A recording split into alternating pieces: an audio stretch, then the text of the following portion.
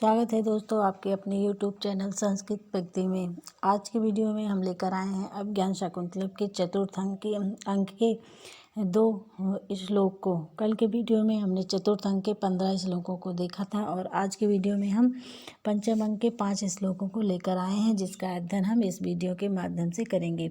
तो बने रहिए, अंत तक पूरा वीडियो देखिए दोस्तों। चलिए हम वीडियो को स्टार्ट करते हैं। पहला श्लोक है इसका, भूत्वा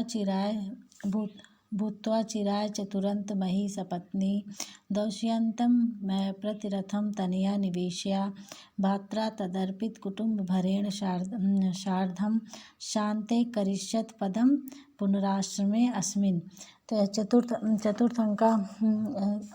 अंक की सूक्तियाँ हैं, जिसमें शकुंतला अपनी विदाई के समय ऋषि काश्यप से कहती हैं कि मैं इस आश्रम में को पुनः फिर कब देखूंगी, मतलब मैं इस आश्रम में फिर कब आऊंगी।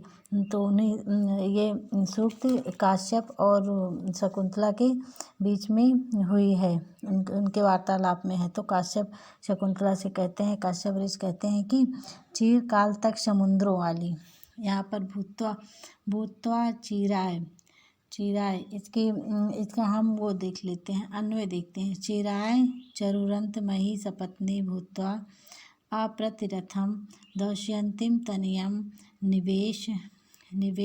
निवेश तदर्पित कुटुंब भरेण भारता सधर्मम शांते अस्मिन् आश्रमे पुनः पदम करिष्यत।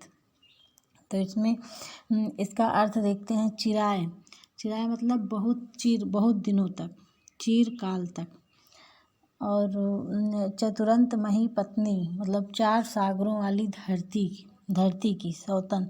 भूत्वा मतलब होकर। और अप्रतिरथम अद्वितीय महारथी। अप्रतिरथम मतलब अद्वितीय महारथी। दौष्यन्तीम राजा दुष्यंत तनया राजा दुष्यंत के पुत्र को। निवेशाय मतलब स्थापित करके। तदर्पित कुटुंब भरेण मतलब संपूर्ण परिवार के भार को। भर्ता मतलब पति के सधर्म साथ। शांते अस्मिन् इस शांत आश्रम में पुनः पदम करिष्यत पुनः आकर निवास कर सकती हो। पदम करिष्यत मतलब पुनः निवास कर सकती हो। तो चलिए इसके अनुवाद को हम देखते हैं इस श्लोक के। भूत्वा चिराय चरुरंती, चिराय चतुर्मही पत्नी, चीर काल तक चतुर्मही सपत्नी मतलब चारों दिशाओं में फैली हुई, मतलब धरती की सौत। भूत्वा सौत होकर। अप्रतिरथम दौष्यंतम अप्रतिरथम अद्वितीय महारथी को। अद्वितीय महारथी दुष्यंत तनया निवेशाय दुष्यंत के पुत्र को। निवेशाय स्थापित करके। तदर्प कुटुंब सौंप कर। तदर्प कुटुंब भरेण मतलब संपूर्ण परिवार या संपूर्ण पृथ्वी के भार को या पूरी जिम्मेदारी देकर, उसको सौंप कर संपूर्ण राज्य को। भारता सधर्म्यम पति के साथ। शांते अस्मिन् आश्रमे इस शांत आश्रम में पुनः पदम करिष्यत पुनः निवास कर सकती हो। उनके कहने का मतलब है कि तुम राजा दुष्यंत के पुत्र को संपूर्ण राज्यभार सौंप कर, जैसे पहले के राजाओं में होता था, वो अपने पुत्रों को संपूर्ण राज्य, जब उनका पुत्र बड़ा होता था तो संपूर्ण राज्य उनको सौंप कर राजा और रानी शांत आश्रम मतलब वनवास को चले जाते थे। उसी प्रकार ऋषि काश्यप शकुंतला को कह रहे हैं कि तुम अपना संपूर्ण राज्यभार अपने पुत्र को सौंप कर अपने पति के साथ इस शांत आश्रम में पुनः आकर निवास कर सकती हो। दूसरा श्लोक है, अर्थो ही कन्या परिकीयो ता अग्ध संप्रेयस परिगृहीतु जातो मयायाम विशदा प्रकामम प्रत्यर्पित न्यास युवांतरात्मा। इस श्लोक में और इसका अन्वय चलिए करते हैं। ही कन्या परकीय यो अर्थ ताम अग्धा परिगृहीत संप्रेष्य प्राप्त पर्यंत न्यास यु अयम मम अंतरात्म प्रकामम विशद जाता। इसका अर्थ है कन्या मतलब पुत्री। परकीय यो मतलब दूसरे का ही अर्था माने धन है, दूसरे की धन होती है पुत्री। ताम अग्ध आज उसे परिगृहित मतलब सौंप कर, उसका विवाह कर कर, संप्रेषम मतलब उसको सौंप कर, भेज कर, पतिगृह भेज कर, प्रत्यान्यास यु धरोहर लौटाने वाले, प्रत्यान्यास यु मतलब धरोहर लौटाने वाले, आयाम मतलब मनुष्य की तरह, अंतरात्मा प्रकारम विशद जाता मैं बहुत ही संतुष्ट हो गया हूँ, स्वच्छ जाता हो गया हूँ। शकुंतला को पति के घर भेजने के बाद ऋषिकर्ण निश्चिंता का अनुभव करते हुए वो कहते हैं कि कन्या पराया धन है, आज उसे पति के पास भेजकर धरोहर लौटाने वाले व्यक्ति के समान यह मेरा मन अत्यंत निर्मल हो गया है। कह रहे हैं ऋषिकर्ण कि इस कन्या अर्थो ही कन्या परकीय मतलब कन्या दूसरे का धन होती है। तम अग्ध संप्रेषा पतिगृहित अर्थात आज उसे पति के घर भेजकर, जातो ममाया विषाद प्रकार मतलब मेरा मन बहुत ही हल्का हो गया है, मेरा मन बहुत ही हल्का हो गया है, निश्चिंत हो गया है। प्रत्यान्यास ही आत्मा उसी प्रकार से जिस प्रकार दूसरे की धरोहर को लौटाकर इंसान अत्यंत निर्मल हो जाता है, मतलब भारहीन हो जाता है, निश्चिंत हो जाता है। चलिए हम अभिज्ञान शाकुंतलम के 5वें अंग के प्रथम श्लोक को देखते हैं। रमणीयान वीक्ष मधुराश्च निशम्ब शब्दान प्रत्युत सुखी भवति यत् सुखितो अपि जंतु तद् चेतसा स्मरति नून बोध पूर्व भावास्थिराणि जनान्तरण सौहृदान।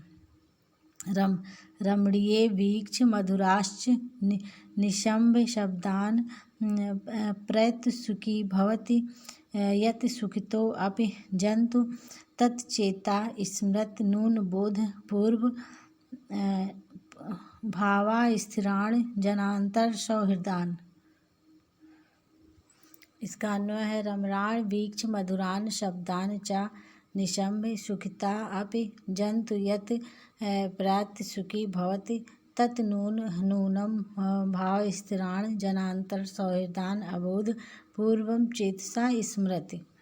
तो यह 5वें अंक की प्रथम सूक्ति है, जिसमें 5वें अंक का कथासार इस प्रकार है कि पंचम अंक में शारंग शारद और गौतमी शकुंतला को लेकर हस्तिनापुर पहुंचते हैं और वहां दुष्यंत के द्वारा वो पहचानी नहीं जाती है। दुर्वासा के प्रभाव से के कारण शकुंतला को जो श्राप दिए थे उस अंदर विवाह की सारी बातें वो दुष्यंत भूल जाते हैं और पारस्परिक अभिनंदन के पश्चात शारंग ने निवेदन किया कि आप दोनों का गांधर विवाह को शाप से वशीभूत हुआ। राजा यह सुनकर आश्चर्यचकित हो जाता है कि वह शकुंतला के साथ उसका विवाह हुआ है और गौतमी शकुंतला का घूंघट इसलिए हटाती है कि ताकि वह पहचान ले, परंतु फिर भी शकुंतला बहुत घबरा जाती है और राजा दुष्यंत उसे पहचानता नहीं है। वह राजा के द्वारा अंगूठी दिखाकर उसे विश्वास दिलाने का प्रयास करती है, किंतु उस समय मार्ग में सचतीर्थ में उसकी अंगूठी उंगली से गिर गई थी, उसे पता भी नहीं था और इस प्रकार शकुंतला किसी भी प्रकार से सत्यता प्रमाणित नहीं कर पाती। शारंग राजा के व्यवहार से आवेश में बातें करता है, किंतु वह शकुंतला को स्वीकार नहीं करता है। दुष्यंत पुरोहित पुत्र जन्म तक शकुंतला को अपने घर में रखने का प्रस्ताव देते हैं। तपोवनी शकुंतला को छोड़कर चले जाते हैं। वह अपने आप को बुरा भला कहते हुए रोती है। उसी समय मेनका अप्सरा उसे उड़ा ले जाती है। सब लोग यह सुनकर आश्चर्यचकित हो उठते हैं, किंतु राजा और विदूषक चिंतित बने रहते हैं। यह तो कथासार पंचम अंक का कथासार था और इसका अर्थ देखते हैं इस श्लोक का, जो रमणीय वीक्ष मधुराश्च निवेश शब्दान प्रत सुखी भवति यत् सुखितो अपि जंतु तत्चेतसा स्मृत नून बोध पूर्व भावस्थिराण जनांतर सौहृदान। तो इसमें इस श्लोक में सर्वश्रेष्ठ मतलब कालिदास अभिज्ञान शाकुंतलम के पंचम अंक से उद्घृष्ट है। राजा दुष्यंत उदास मन में बैठे हैं, तो उनके विरह की कातरता का अनुभव होता है। उसी समय का वर्णन है। रमणीय वस्तुओं को देखकर, मधुर शब्दों को सुनकर। रमणीय वीक्ष मधुरान निशिम्ब शब्दान। रमणीय वस्तुओं को वीक्ष देखकर, मधुरान निशिम्ब शब्दान और मधुर शब्दों को सुनकर, प्रत सुखी भवत यत सुखितो अप जंतु यत सुखितो अप, सुखी इंसान भी मधुर शब्दों को सुनकर सुख में रहता हुआ प्राणी भी उत्कंठित हो उठता है। मतलब यत सुखितो अप जंतु, सुखी होते हुए भी प्रत सुखी अर्थात उत्कंठित हो उठता है। वह निश्चय ही संस्कार के रूप में स्थित पूर्व जन्म के प्रेम बंधनों को बिना जाने ही अपने चित्त में स्मरण कर लेता है। तत्चेता स्मृत नून बोध पूर्व, अर्थात वह निश्चय ही स्मरण कर लेता है। नून बोध मतलब जन्मांतर पहले प्रेम संबंधों को, जन्मांतर के प्रेम संबंधों को भाव स्थिरान अर्थात अपने मन में बोध कर लेता है या स्मरण कर लेता है। रमणीय वस्तुओं को देखकर, मधुरास्य निशिम्ब शब्दान अर्थात मधुर शब्दों को सुनकर, प्रत सुखी भवत यत सुखितो अप जंतु मतलब जो प्रत सुखी भवत परेशान हो जाते हैं, सुखी मतलब पहले से सुखी हुए भी परेशान हो जाते हैं। ये तच्चेता स्मृत नून बोधम मतलब बोध स्मरण कर लेते हैं, वह निश्चय ही संस्कार के रूप में पूर्व जन्मों के प्रेम बंधनों को बिना जाने ही अपने चित्त में स्मरण कर लेते हैं। भावनांत जनांता अर्थात प्रेम संबंध को, नून बोधम बिना जाने ही, निश्चय ही, तच्चेता स्मृत अपने मन में निश्चित कर लेते हैं या स्मरण कर लेते हैं। चलिए 5वें अंक की दूसरी सूक्त को हम देखते हैं। 5वें अंक की दूसरी सूक्त है भानु साकृतक तुरंग यो रात्र दियोम गंधवाह प्रयाति शेष सदैव वाहित भूमि भारा षष्ठांश वृते अपि धर्म यो। अन्वय इसका है भान सुकृत युक्त तुरंग यो गंधवाह रात्र दिव प्रियंत शेषा सदैव अहित भूमि भारा षष्ठांश वृते अपि यो धर्मा। भानु सूर्य, सुकृत मतलब एक बार, सूर्य सुकृत एक बार, युक्त तुरंग घोड़े को साथ में जोड़ता है। यो माने ही, गंधा रात्र दिवस मतलब गंधा वायु, रात्रि नक्त दिवस रात दिन, प्रियंत चलती है, शेषनाग सदैव हमेशा ही लगातार, अहित भूमि भारा धरती के भार को धारण करने वाले, षष्ठांश वृते मतलब प्रजा से कर के रूप में छठा भाग लेने वाले, अहित भूमि भारा शेषनाग सदैव ही संपूर्ण पृथ्वी के भार को धारण करते हुए, षष्ठांश वृते संपूर्ण प्रजाओं का छठवां भाग लेते हुए, अपने भी छठवां भाग लेने वाले, अपने भी ऐसा धर्मा या धर्म है, कर्तव्य है। इसमें कांचुकी का राजा दुष्यंत की व्यस्तता के संबंध में कथन है। इसमें कहती है सूर्य एक बार ही घोड़े को जोतता है। भान सुकृत तुरंग यो मतलब सूर्य एक बार ही घोड़े को जोतता है। हवा रात दिन चलती है। रात दिवा गंधवा पर्यंत हवा रात दिन चलती रहती है। शेष नाग सदैव पृथ्वी को धारण किए हुए। शेष सदैव वाहिता भूमि भारा शेष नाग सदैव ही पृथ्वी के भार को धारण किए हुए हैं। प्रजा से छठा हिस्सा लेकर षष्ठांग वृते रप धर्म यो धर्म ईशा षष्ठांग प्रजा से छठवां हिस्सा लेकर जीविका चलाने वाले राजा का भी ऐसा धर्मा यही धर्म है। राजा का भी यही धर्म है। इसमें दुष्यंत के राज्य के बारे में कांचुकी राजा दुष्यंत की राज्य की व्यस्तता के बारे में संबंध में कहती है। तीसरी सूक्त है प्रजा सौ यो तत्र युक्ता निषेवतेश अशांत मना विविक्तम यूथान संचारी रवि प्राप्ता शीतम दिवा स्थान यु दीप्रेंद प्रजाओं को सौ प्रजा यु अपनी संतान के समान। प्रजाओं को सौ प्रजा अपनी संतान यु माने के समान, अपनी संतान के समान तत्र युक्त्वा नियमित करके मतलब अनुशासन में रखकर अशांत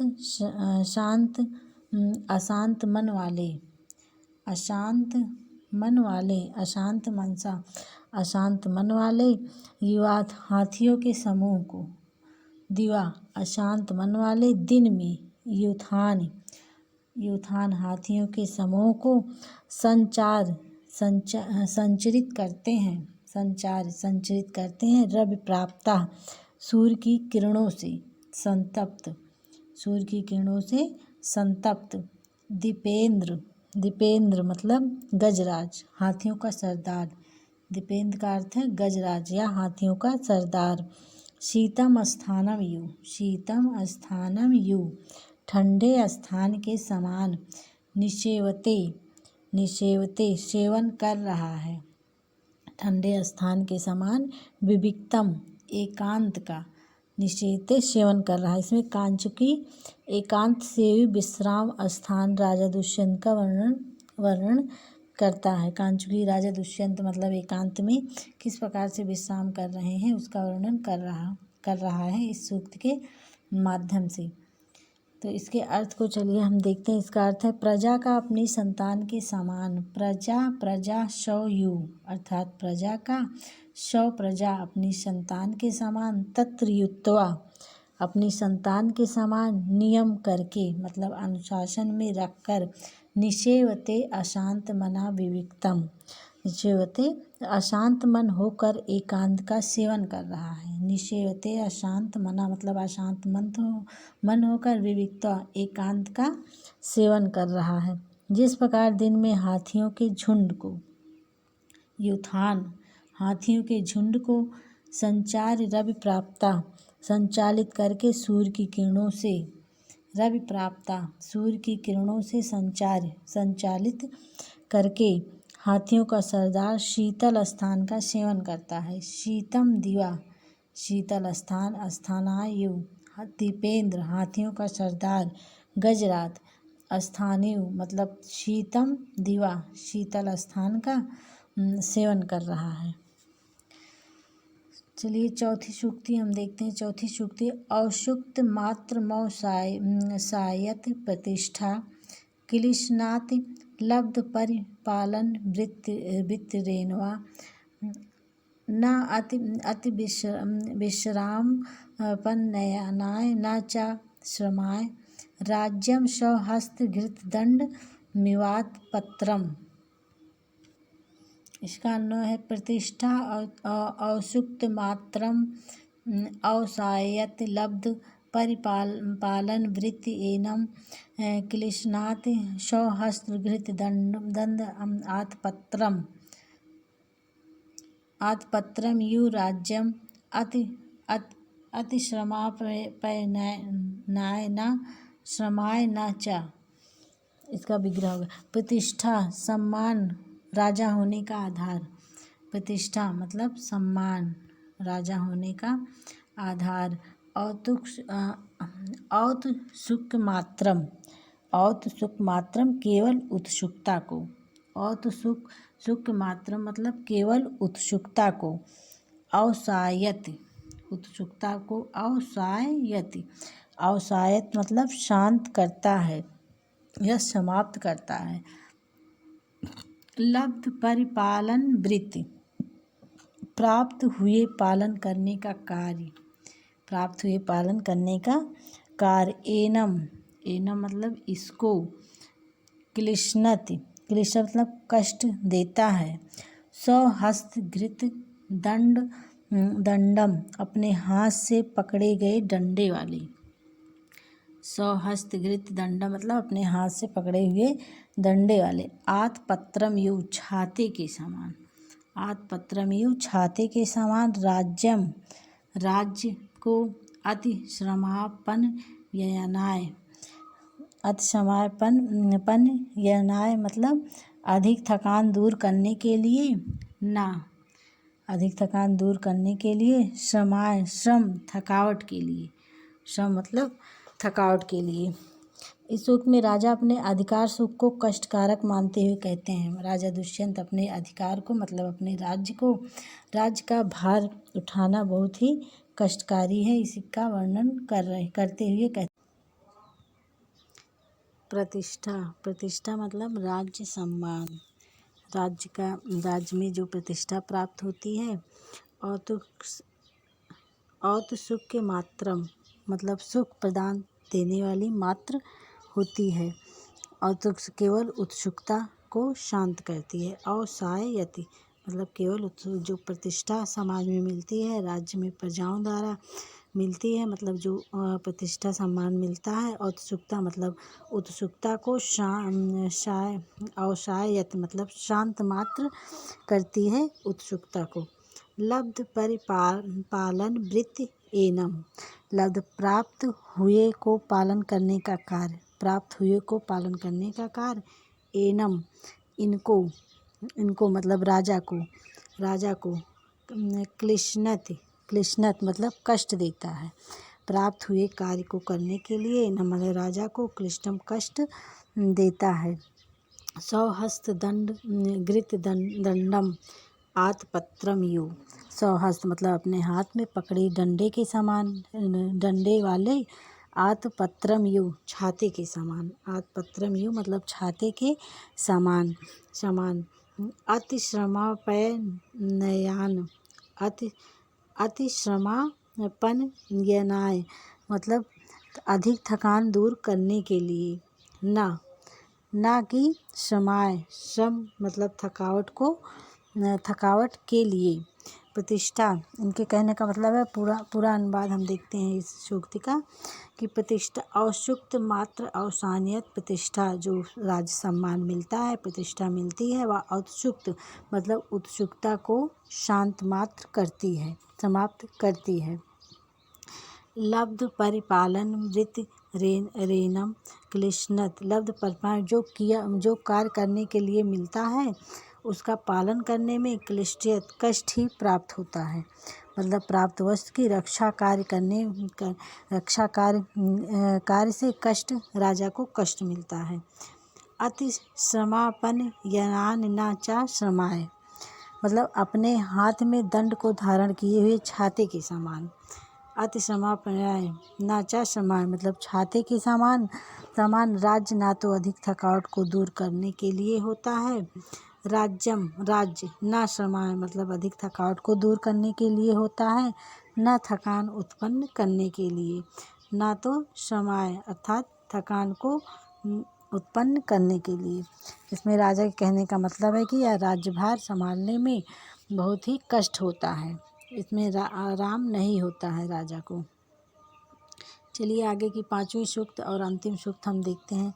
5वीं सूक्त इस वीडियो की अंतिम सूक्त मतलब 5वें अंक की।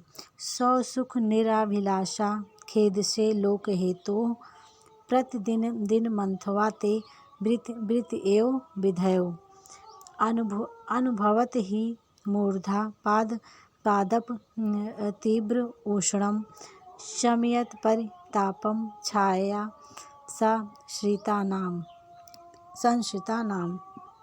अन्वय है इसका।